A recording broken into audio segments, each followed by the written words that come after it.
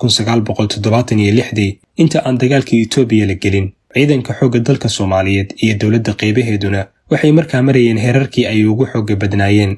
diyaarad yar oo dalxiis ah oo dalalka Yurub laga leeyahay ayaa si fasax la'aan ah u soo gashay hawada Soomaaliya dhanka Djibouti xiga. diyaaraddu waxay ahayd kuwa dadka lacagta leh ay kireystaan, waxaana soo kireystay gabar reer Yurub ah iyo ninkeeda, 2 malxiis oo la socda, duuliyaha iyo kaaliyihiisa. 6 qof oo kaliya ayaa diyaaradda saarnaa. dadku sida la sheegay waa dad maalqabeenna ah oo lacag leh, dalxiis aroos oo bishoodii ugu horeysay ku jira, waxayna u dhasheen dalalka Scandinavian-ka.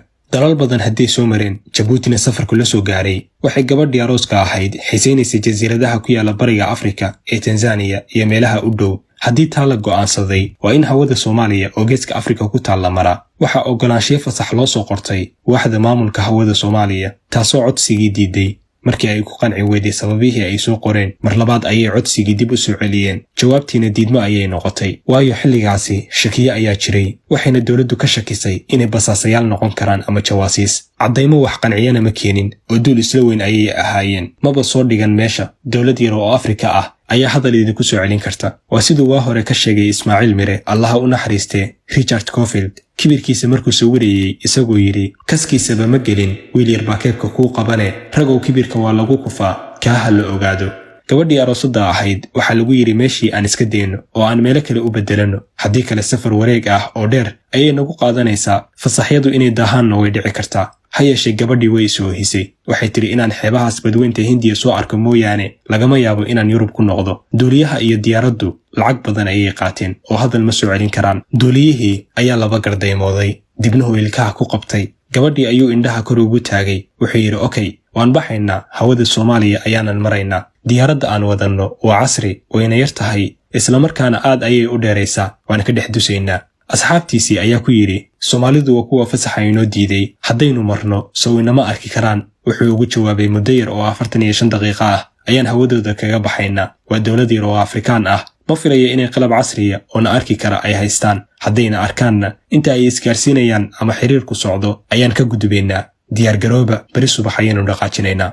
subaxii dambe ayuu duuliyihii diyaaraddu furaha ku wareejiyey. Djibouti ayuu ka soo kacay. daqiiqado kadibna hawada Soomaaliya ayuu soo galay. markiiba raadaarkii Berbera ayaa diyaaradda ku qabtay. waa lala hadlay, maxaad tihiin? hawo qaldan ayaad soo gasheen, dib u noqda. ha yeeshee duuliyihii ma jawaabin. dhowr goor haddii la hadlay uusanna wax jawaab ah bixin, soona dhaafay carrigaasi. waxaa mar kale diyaaradda saaray raadaarka Buulo Berde oo isna mid casri ahaa. waxaa kaloo arkay raadaarka garoonka ciidamada cirka ee Balidoogle. intaasna duuliyuhu ma jawaabin oo qorshihiisii ahaa intay iswarsanayaan ayaan dusaynaa ayuu ku socdaa. wararka inta laysku celcelinayo, diyaaradda soo xadgudubtay Berbera, Buulo Berde, Balidoogle iyo waaxihii shaqada ku lahaa hawada iyo difaaca waxay ahaayeen daqiiqado tirsan. markii la arkay duuliyaha diyaaraddu inuu kas iyo maag u dhegaysanayo, waxna maagan yahay, ayaa amar la bixiyey. isla markiiba 2 diyaaradood oo kuwa dagaalka ah nooca miiga loo yaqaan ayaa garoonka militariga ee Balidoogle ka kacay. 2dii diyaaradood daqiiqado yar gudahood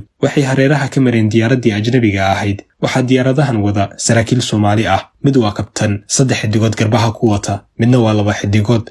intay la sinmeen diyaaraddii kale ayay amar siiyeen oo ay ku dhaheen, na soo raac, halka aanu kuu tilmaamno ku deg, haddii kale waa lagu tooganayaa, adiga iyo waxaad sididba, cawaaqib xumadeedana adigaa ka mas-uula. waa la soo jiiraysiiyey. waxaa lagu soo hagay inuu ku dego garoonka diyaaradaha ee Muqdisho. duuliyaha miiga koowaad wada ayaa ka horeeya, wuxuuna u sheegay inuu dhulka taabanayo kadibna kasii kacayo, isaguna uu meesha ku dego, waayo ciidamo kale ayaa dhulka ugu diyaarsanaa oo sugayey. miigii labaadna wuu ka dambeeya. duuliyihii Soomaaliga ahaa intuu baalasha raariciyey oo dhulka si fudud u taabtay ayuu kasii booday. ilbiriqsiye isku dhow ayay 2dii miig garoonka dhanka Afisiyone korkiisa u dhaafeen, iyagoo 2 dhinac badda iyo bariga u kala baxay, welina isha ku haya diyaaraddii la soo qabtay inay si nabada u degtay. ha yeeshee aadane waa yaabe, waxaad mooddaa duuliyaha diyaaradda yari inaan weli isdhiibin. waxaanay ka guuxay samaankiisa, sidee adigoo nin reer Yuruba dawlad yar oo Afrikaan ahi kuu celin kartaa? isaguna intuu cagta dhigay ayuu isla markiiba kor u kacay oo dhanka badda u xawaareeyey, isagoo malaha isleh xagga badda ayaad xuduuddooda dhaqsi uga bixi kartaa. laakiinse waa hubanti inuu xisaab qaldan isku dhufsaday. Soomaaliyana warkeedu uu ku yaraa.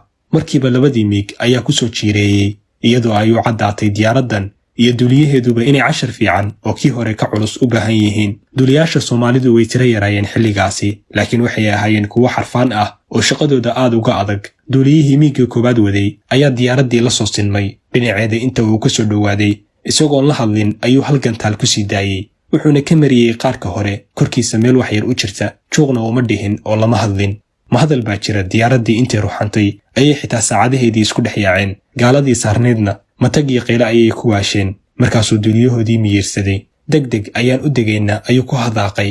markiiba garoonka ayuu halhaleel ku soo noqday oo si edebsan ugu soo degay. halkaas ayaa ciidamadii ku sugayey diyaaradda ka soo dejiyeen, dhammaantoodna xabsiga loo taxaabay. wakiil Soomaali ah oo dowladahaas howlahooda u qaban jiray maadaama aysan safaarad lahayn ayaa ugu yimid meeshii lagu xiray. ciidamadii nabadgelyada ayaa waraysiye la sameeyey. waxaa loo soo saaray codsiyadii ay soo gudbiyeen iyo jawaabihii laga bixiyey, digniintii ay siiyeen raadaarada Berbera iyo Buulo Berde, dhammaan markhaatiyadii iyo howlwadeennadii. kadibna maxkamad degdeg ah ayaa loo gudbiyey. maba aysan inkirin. wuxuu duuliyihii si cad u qirtay inuu u bareeray inuu hawada soo galo, mana aanan islahayn buu yidhi. dowladdan yarta ah ee Afrikaanka ah ayaa qalab haysata casriya ama idinsoo qaban karta, laakiin aad iyo aad ayaannu Soomaaliya ugu soo qaldannay, sidaasna marna ma aanan moodayn, ayuu ku jawaabay. maxkamaddu waxay ku xukuntay xarig iyo ganaax duuliyaha iyo shirkaddiisaba.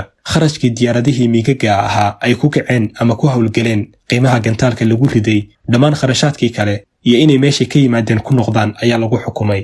xabsigana inay gadan karaan ayaa markii dambe lagu beddelay. lacag aad u fara badanna waa laga qaaday.